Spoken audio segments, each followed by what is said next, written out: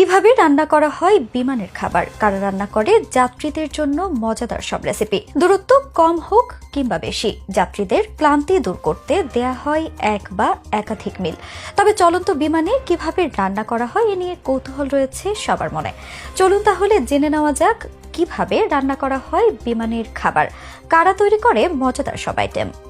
বিমান ভ্রমণে যাত্রীদের ফ্রি খাবার পরিবেশন করে উড়োজাহাজ কোম্পানি। স্বল্প দূরত্বের ভ্রমণেও কিছু না কিছু খেতে দেওয়া হয়, আর লম্বা দূরত্বের ভ্রমণ হলে তো কথাই নেই, এক বা একাধিক নাস্তা বা মিল থাকবেই। অনেকেই জানতে চান বিমানের যাত্রীদের পরিবেশন করা খাবার কোথা থেকে আসে। এগুলো কি বিমানেই রান্না হয়? বিমানে কি কিচেন আছে, নাকি ভূমি থেকে রান্না করে আনা হয়? বিমানে যাত্রীদের সর্বোচ্চ সেবা নিশ্চিত করতে এক এক কোম্পানি এক এক আয়োজন করে থাকে। কেউ কেউ নিজস্ব ক্যাটারিং এর মাধ্যমে এসব খাবার প্রস্তুত করে, কেউ বা রেডিমেড খাবার কেনে। রাশিয়ার কেবল দুটি এয়ারলাইন্স তাদের যাত্রীদের জন্য খাবার প্রস্তুত করে, এগুলো হলো ইউটায়ার আর অ্যারোফ্লট। বাকিরা রেডিমেড খাবার পরিবেশন করে থাকে। বাংলাদেশে বর্তমানে 3টি বিমান সংস্থা আছে, এদের প্রত্যেকেরই নিজস্ব ক্যাটারিং সার্ভিস রয়েছে। যাত্রীদের জন্য এসব ক্যাটারিং সার্ভিস থেকে খাবার প্রস্তুত করে নেওয়া হয়। এরপর এসব খাবার সরবরাহ করা হয় বিমানে। যাত্রীদের পরিবেশনের সময় খাবারগুলো গরম করা হয়। বিমানে রান্নাঘর না থাকলেও খাবার গরম কিংবা ঠান্ডা রাখার ব্যবস্থা আছে। বিমানে রয়েছে বিশেষ আকারের ফ্রিজ। এই ফ্রিজে যাত্রীদের পানীয় রাখা হয়, যা সময় মতো পরিবেশনও করা হয়। এছাড়াও বিমানে ওভেন থাকে। কেবিন ক্রুরা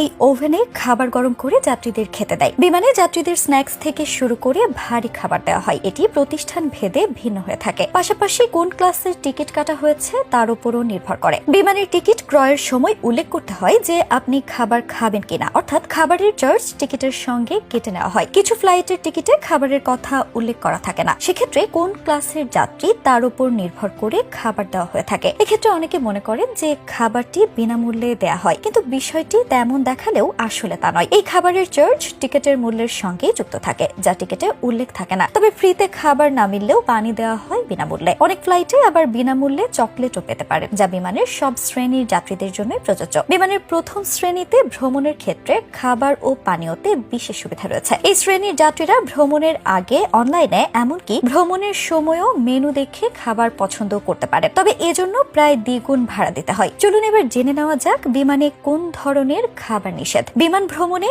100 মিলিলিটারের বেশি স্যুপ, সস, দই ইত্যাদির মতো তরল খাবার বহন করা যায় না। এমনকি মাখন নিয়েও বিমান ভ্রমণ করতে পারবেন না। আবার এমন অনেক তরল খাবার বা পানীয় আছে যেগুলো নিরাপত্তার সঙ্গেও নেওয়া যাবে না। তাই বিমানে ভ্রমণের ক্ষেত্রে তরল যে কোনো খাবার বাদ দেওয়া ভালো। বিশ্বের অনেক দেশ বিমানে ফল ও কাঁচা সবজি নিয়ে ভ্রমণের ব্যাপারে কঠোর বিধিনিষেধ আরোপ করেছে। এমনকি এগুলো দিয়ে তৈরি কিছু খাবার নিয়ে তাদের এয়ারপোর্ট পর্যন্ত প্রবেশ নিষেধ। রসুন বা পেঁয়াজের মতো অনেক খাবার রয়েছে যেগুলো অতিরিক্ত